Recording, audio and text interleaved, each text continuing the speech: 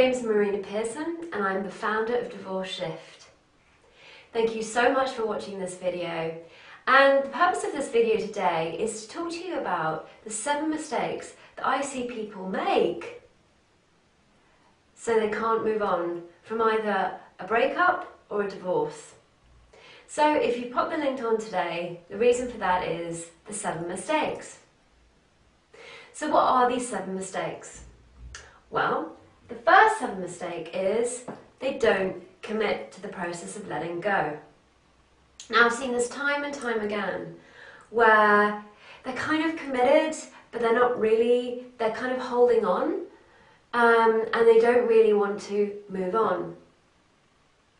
But of course what happens if we're kind of in the space of, oh, I kind of want to move on but I don't, but I do, but I don't. This creates massive amounts of stress in the body. Just imagine for a moment that you are holding your breath. Okay, so I just want you to hold your breath. Take a deep breath in and hold it and hold it and hold it. Keep holding it and keep holding it until you can't hold it anymore. So when you're done, do you not realize that's the sort of stress that you're putting in your body? That's the sort of feeling of tension in your body when you're not actually making a decision to finally let go. The problem is that usually not committing is about not knowing why you want to let go and why you want to move on. But the other thing is that there are loads of fears that come up that stop people letting go. There are 7 fears of change, which I will be talking about in another video. So that's the first thing, they don't commit. The second one is they judge. They point the finger at the other person. And what happens is with that is that they remain in a place of wanting to be right. So I want you to take a moment right now and hold your fist and stamp your foot and go, I'm right. It feels really good, doesn't it? But the problem with this is that it's almost like drinking poison and expecting the other person to die. The only person that gets riled up is you. And what this does, it really keeps you in the anger and it keeps you in the mess of judgment. So that's the second thing I've noticed people do. The third one is keep rehashing the past. Now, I'm sure that you're aware right now that you have a story. You have a story about your ex. You have a story about what they did, what they didn't do, what they're going to do, how that affected you. That now creates an entire story. And usually what happens is if we're rehashing the past and it's negative, we become the victim of that story. Now, that basically means that if we're the victim, that they now have the power. And you don't really want that, do you? Of course not. You want to have your own power back and you want to regain that power. But by rehashing the story, that's effectively what you're doing.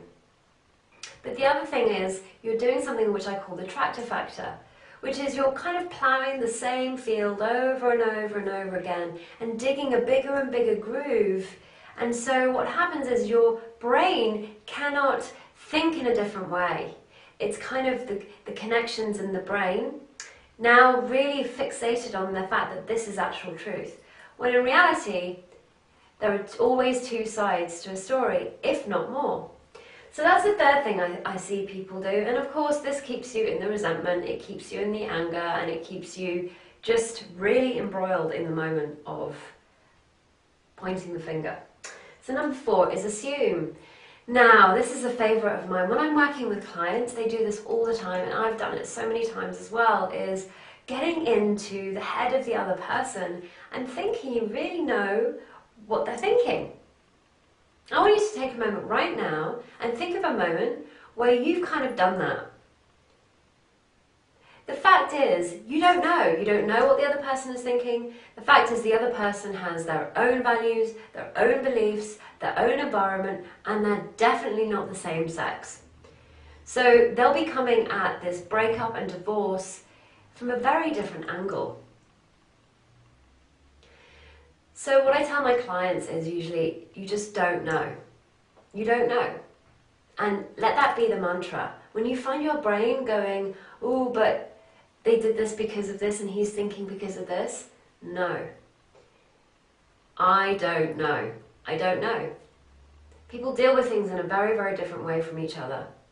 And so you may think that the other person doesn't care after all that time, but the truth is, you don't know. And the truth is, they're just dealing with the situation as much as they can in the best possible way and with the resources that they've got. So number 5 is blame. Blaming and shaming and pointing the finger, and it's different from judgment because blaming actually adds fuel to the fire of judging something. This is when you go full on out and actually get into that argument and use all that language of blaming the other person for who they are versus the actual behaviour. And of course what this will do is create more inner conflict for you and obviously conflict for the other person. Now this is normal, all of these are normal. They're complete normal reactions that we have. We've been taught these from a very young age to protect ourselves. However, this will definitely keep you stuck. Alternatively, you can actually just come back in and focus on yourself and ask some powerful questions. So, number 6, wishing.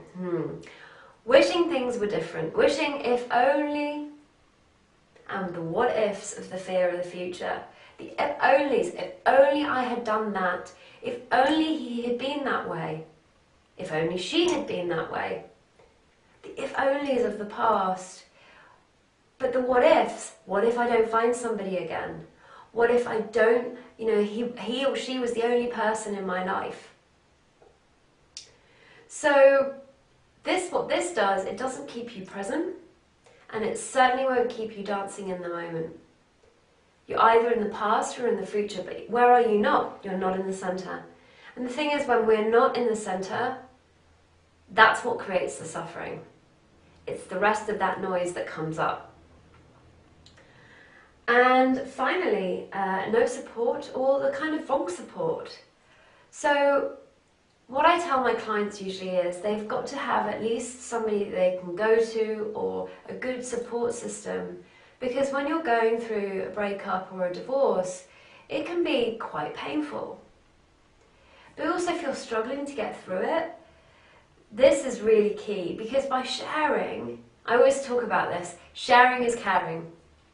And you actually feel a lot better. But what I see a lot of people do is either they go down their own thinking that this is the best thing for them. They read lots of books, which on an intellectual level is great for the understanding.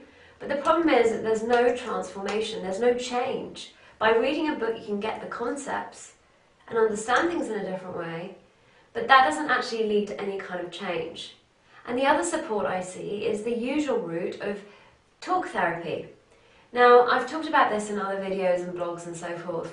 And talk therapy is worth, it's worth going to, and it's helped quite a few people. But the problem with talk therapy is it will keep you rehashing that story. It won't allow you to really kind of move on. So you rehash the story, you keep on ploughing that field. So by actually having the right support and the support to share and care, then you're more likely to be able to move on. So, I hope you really enjoyed today. And the 7 mistakes are: don't commit, judge, rehash, assume, blame, wish, and no support. If you'd like to know more, please go to www.divorceshift.com, where you can download your own ebook of the 7.5 mistakes. Thank you.